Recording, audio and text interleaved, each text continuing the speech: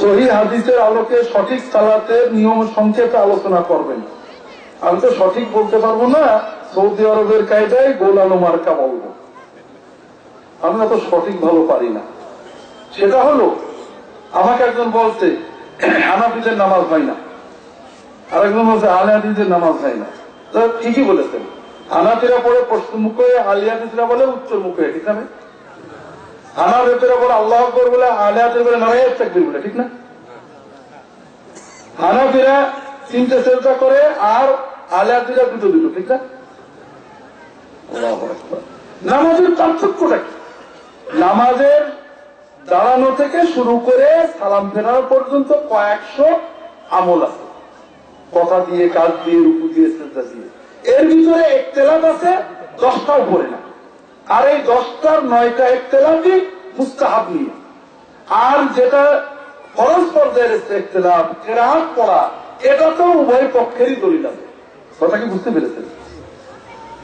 আমরা হানাফি এবং আহলে হাদিস, হানাফিরা নামাজ পড়বে কিবলা মুখে, আহলে হাদিসরা এই মুখে, ঠিক না? আমরা আল্লাহু আকবার বলবো, এ ব্যাপারে কোন ইখতিলাফ আছে কিনা? এরপরের ইখতিলাফ শুরু হলো হাতটা কোন জায়গায় তুলব। আমার একটা বই আছে সালাতের মধ্যে হাত বাঁধার বিধান, দেখবেন নবীজি থেকে 12-13টা সহিহ হাদিস আছে। নামাজের ভিতরে ডান হাতকে বাম হাতের উপরে রাখতে হবে, কোন জায়গায় রাখতে হবে একটা হাদিস হবে, সহিহ কোন হাদিস নেই। নাভির নিচে দুর্বল, বুকের উপরে দুর্বল। আপনি হাতটা রাখবেন 3 রকম, কবজির উপরে কবজি, এখানে অথবা এখানে, এরপরে হাত যে জায়গায় যায় রাখবেন, সবগুলো সহিহ। আমি জোরে না আসতে বলবেন, আর একটা ঝগড়া। আমি বাকিগুলো বলছি না, বাকিগুলো তো ঝগড়া নেই, আসল জায়গায় কোনো কথা নেই।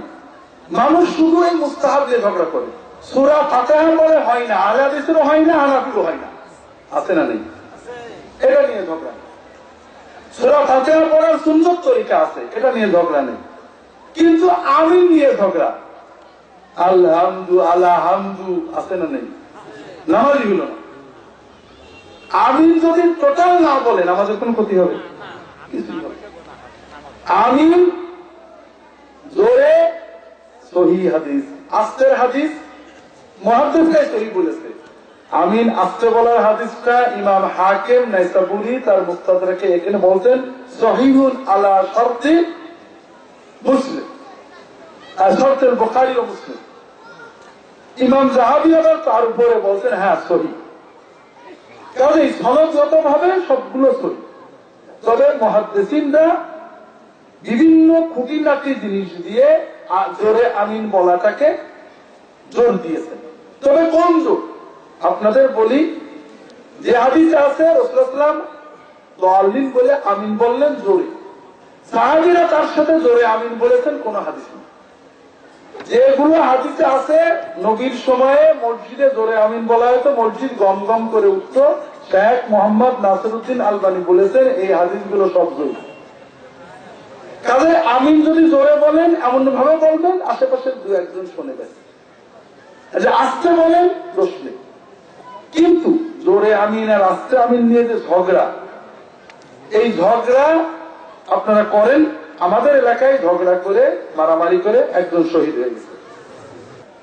এরপরে যেগুলো ইখতিলাফ, এগুলো শুনেন না, এগুলো সব মুস্তাহাব ইখতিলাফ, এগুলো যেভাবে পড়ে নামাজ হয়ে যাবে।